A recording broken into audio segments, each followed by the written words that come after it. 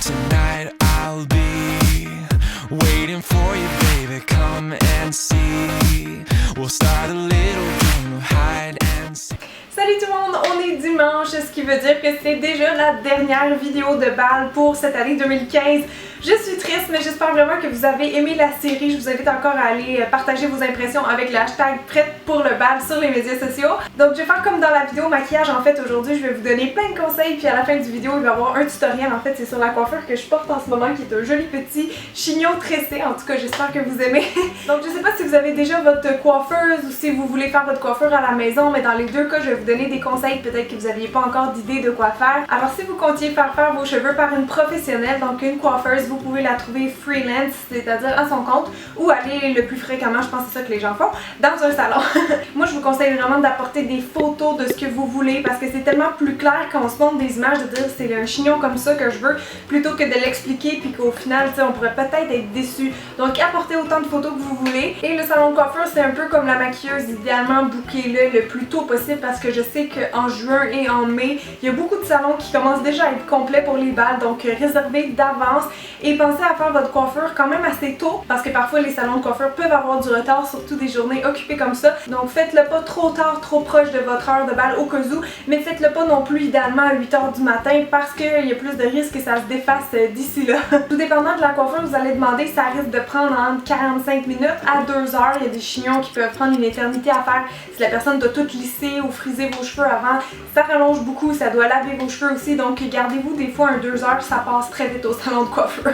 Prix, ça dépend du salon où vous allez, mais normalement ça varie entre 45 et 80 $ pour ce genre de mise en pli pour les balles. Maintenant, si jamais vous préférez faire votre coiffure à la maison, personnellement c'est ça que j'ai fait à mon bal, parce que j'avais pas vraiment le temps ni l'argent pour aller dans un salon, donc je me suis dit je vais me faire quelque chose de très simple. Je voulais autant avoir les cheveux détachés, autant avoir un chignon. Donc ce que j'ai fait, c'est un half up, half down. Donc dans le fond, je les avais juste comme frisés, puis j'avais attaché la partie du haut en arrière. Donc je regrette pas mon choix, mais c'est vrai que j'aurais peut-être aimé ça, avoir un beau chignon fait professionnellement. Mais ma coiffure, elle a tenu toute la journée. Je me suis bien débrouillée quand même, donc je regrette pas. Donc si vous le faites vous-même, assurez-vous de pratiquer votre coiffure au moins une fois avant, et assurez-vous que ça tienne. Ça va vous prendre des bons fixatifs, parce que souvent pendant la journée du bal, si c'est en juin, il fait très chaud et les coiffures tombent facilement et rapidement. C'est pour ça aussi que je vous conseille de ne pas porter tous vos cheveux lousses, parce que si vous les frisez ou que vous allez les faire friser au salon de coiffure, même si la personne est super bonne, ça se peut que 6 heures plus tard, 10 heures plus tard, votre coiffure, vos boucles, ils commencent à se défaire. Donc pour moi, c'est pas le meilleur conseil. Je préfère toujours un espèce de chignon comme celui que je vais vous montrer tantôt, parce que ça, vous êtes sûr que ça tient toute la journée et ça dégage le cou, donc vous n'aurez pas trop chaud. Parce que c'est pas le fun d'avoir comme les cheveux collés pleins de sueur sur des photos. Niveau morphologie, c'est sûr que la coiffure doit, comment dire, embellir votre forme de visage. Donc ça, il y a des trucs, il y a des choses très logiques. Là, si vous avez un visage très carré, essayez de mettre peut-être des petites mèches un peu ondulées autour pour l'arrondir. Ça, c'est plus des choses que le coiffeur saurait instinctivement.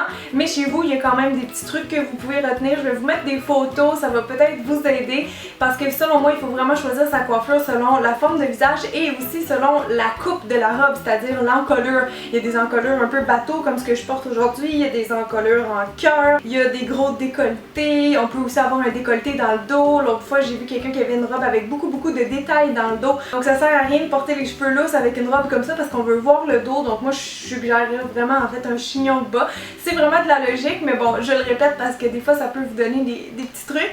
Maintenant, comme pour la vidéo de maquillage, j'ai décidé de regrouper 3 erreurs à éviter selon moi pour le bal des finissants. Mon premier conseil, ça serait d'éviter tout ce qui est accessoires trop particuliers dans les cheveux, parce que les accessoires dans les cheveux, souvent, c'est carrément associé à une décennie, à une mode. Donc je sais par exemple les petits diadèmes, c'est quelque chose qu'on voit souvent dans les balles. Bon, on n'aime pas. Moi, je le conseille pas trop, parce que si c'est quelque chose qui peut se démoder assez vite, ça fait très princesse, à moins que c'est ça le look que vous vouliez, hein, pas de problème.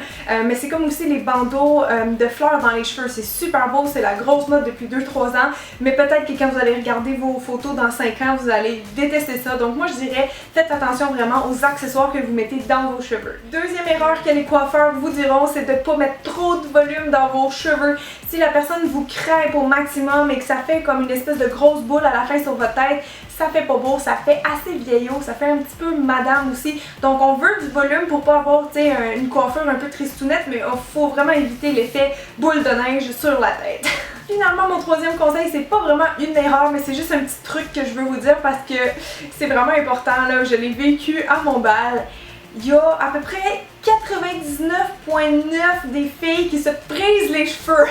Alors si vous voulez être original, vous pourriez quasiment arriver les cheveux super raides ou un chignon super slick parce que personne ne fait ça, tout le monde fait des bouclés remontés. Alors moi je vous dis, si vous voulez vous démarquer, faites pas juste friser vos cheveux. Alors ça conclut la partie conseil. Maintenant je vais vous laisser sur le tutoriel du chignon tressé. Comme je dis, c'est une bonne idée. Si vous savez pas quoi faire, ça va pas mal avec tous les styles de robe. C'est sûr que ça fait assez chic, mais je vous jure que ça c'est assez solide. Là je le touche puis c'est assez solide pour tenir toute une soirée et normalement ça va aller à tous les visages parce que c'est très flatteur d'avoir un chignon boss sur le côté un petit peu de la tête.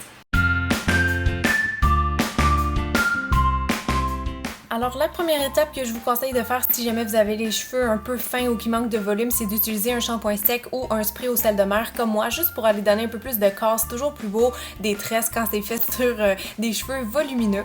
Ensuite, moi je vais faire ma raie sur le côté parce que je trouve ça plus élégant que dans le milieu.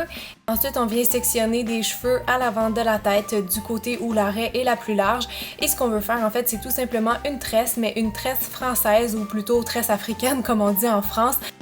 Donc comme vous le savez sûrement, je suis pas la spécialiste des tresses françaises, mais comment je pourrais vous l'expliquer, c'est qu'il faut que vous commenciez par faire une fois en fait une tresse régulière et après ça, à chaque fois que vous allez passer une des branches de l'autre côté, vous ajoutez un petit paquet de cheveux juste avant du côté de la mèche où elle se trouvait. Donc je sais pas si c'est clair et désolée, c'est un peu compliqué à filmer comme ça toute seule, mais j'espère que vous avez compris.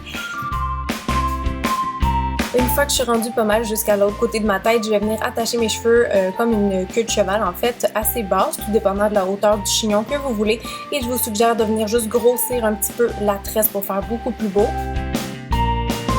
Ensuite, avec le restant de la queue de cheval, on va faire une tresse régulière, donc là c'est assez facile.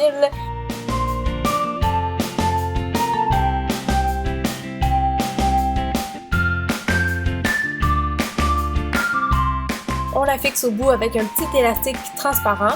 Encore une fois, je vais venir juste la grossir un peu, mais pour pas que ça se défasse, si vous avez les cheveux dégradés, ça se défait tout le temps, ben je mets un peu de fixatif vraiment pour la lisser. Maintenant, ultra facile, on va juste venir enrouler la tresse sur elle-même pour former le chignon tressé. Des fois, c'est plus beau dans un sens qu'un autre, donc vérifiez avant d'aller fixer avec les bobby pins. Je vous dirais que ça prend quand même entre 5 et 10 pinces pour que ça tienne bien comme il faut, mais assurez-vous qu'au final, ça a l'air beau. C'est sûr que c'est plus évident si quelqu'un d'autre fait la coiffure sur vous. Moi, j'ai un peu galéré comme c'était sur moi. On voit en fait que c'est pas parfait, mais c'est pas grave. Ça peut donner un petit style aussi. Et je termine toujours avec du fixatif, bien sûr, pour lisser les petits frisottis et m'assurer que la coiffure tiendra bien toute la soirée.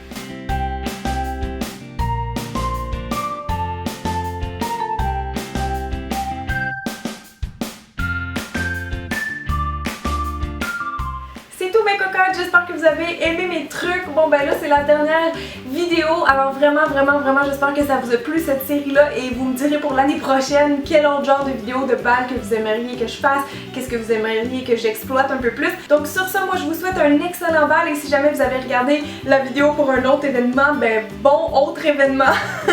Merci beaucoup d'avoir été là puis je vous aime super fort, donc passez une très belle soirée, profitez-en puis on se revoit samedi prochain. Bye tout le monde! Ah oui, puis faites attention à l'après-balle, on voudrait pas rien qui vous arrive, ok? Bye! C'était le petit conseil de maman du jour. Bye bye!